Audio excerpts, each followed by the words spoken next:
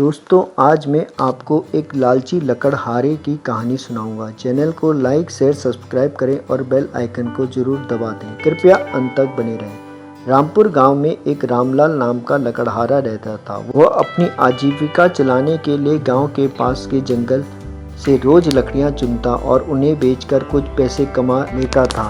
इसी प्रकार उसका गुजारा चल रहा था। कुछ दिनों के बाद रामलाल की शादी हो गई। उसकी पत्नी बड़ी खर्चीली थी, इसलिए अब उतनी लकड़ियों को बेचकर घर चलाना मुश्किल हो गया था। ऊपर से रामलाल की पत्नी कभी नए कपड़े खरीदने के लिए तो कभी किसी दूसरी चीज़ों के लिए रामलाल से बार बार पैसे मांगती थी। अगर पैसा ना मिले तो रूठ जाती।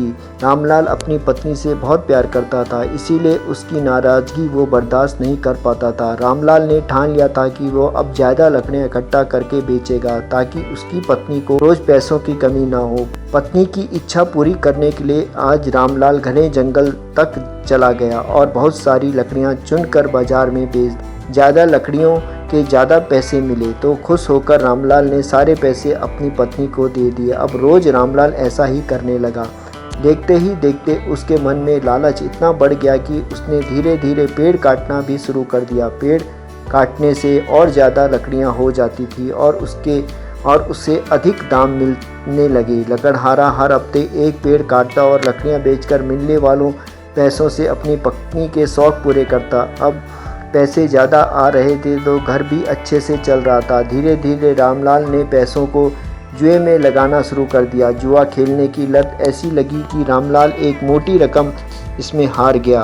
अब इस रकम को चुकाने के लिए रामलाल ने एक दो मोटे पेड़ काटने का फैसला किया। जैसे ही रामलाल ने जंगल में जाकर अपनी कुल्हाड़ी को एक बड़े से पेड़ पर चलाने की कोशिश करी तो उस पर पेड़ की टहनी ने हमला कर दिया। रामलाल चौंक गया, फिर उसे पेड़ की एक टहनी ने लपेट लिया। रामलाल कुछ समझ नहीं पाया कि यह क्या हो रहा है। तभी पेड़ से आवाज़ आई, मूर्ख, तू अपने लालच के चक्कर में मुझे काट रहा है। तू सारे पैसे जुए में लुटा देता है और फिर पैसे लौटाने के लिए पेड़ काटने आ जाता है। तुझे पता है कि पेड़ कितने कीमती होते हैं।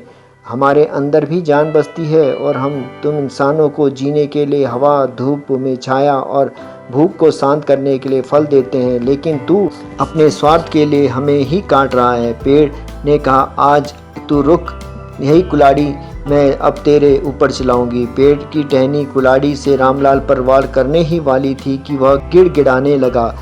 उसने माफ़ी मांगते हुए कहा, मुझसे गलती हुई है, लेकिन मुझे सुधरने का एक मौका दे दो। अगर आप मुझे मार दोगे तो मेरी पत्नी का क्या होगा? वो अकेली पड़ जाएगी। आज से मैं किसी पेड़ को नहीं काटूंगा, यह प्रण लेता हूँ। यह सुनकर पेड़ को रामलाल के ऊपर दया आ गई। उसने रामलाल को छोड़ दिया। छूटते ही रामलाल भागकर अपने घर गया और पैसों के लालच में न आने का संकल्प लिया। कहानी से सीख, लालच में आकर पर्यावरण के साथ खिलवाड़ नहीं करना चाहिए। हमें ऑक्सीजन पेड़ से ही मिलते हैं, इन्हें काटकर हम खुद अपने जीवन में संकट को ला रहे हैं। अपने फायदे के लिए सारे प्राणियों के जीवन को दांव पर लगा रहे हैं। कृपया पेड़ों को ना काटें, पेड़ बहुत बहुमूल्य हैं। कहानी अच्छी लगी तो कृपया चैनल को लाइक शेयर सब्सक्राइब। आपका मुकेश 1104 कहानी वाला।